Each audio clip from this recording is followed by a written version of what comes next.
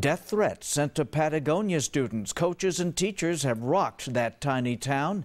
The text messages so graphic and severe that the marshal's office and school officials will not release details.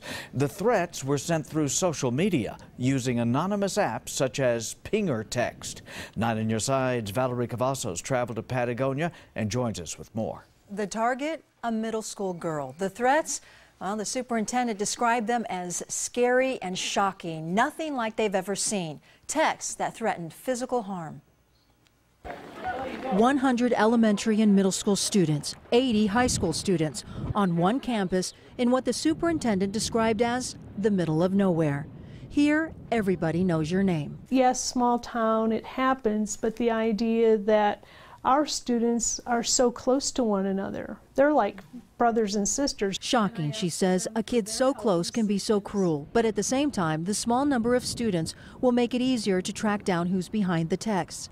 The first was sent out late March. Then for 7 days, an onslaught of threats ensued. The victims' parents immediately notified the marshal's office. And I'm glad to see that kids would go to their parent, and not let this sit for a while and go on and on and on. A good move, she said, because after a school assembly with parents and students, a text was sent apologizing, naming 2 potential suspects. The threatening text stopped. Blake says teachers taught anti-bullying behavior for years.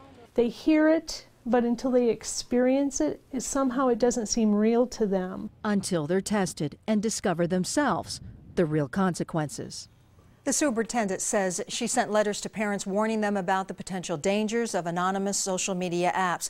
The marshal's office tells me that they narrowed down the investigation. They issued search warrants for 2 phones. And social media companies like Pinger Text are cooperating with the deputies. Back to you.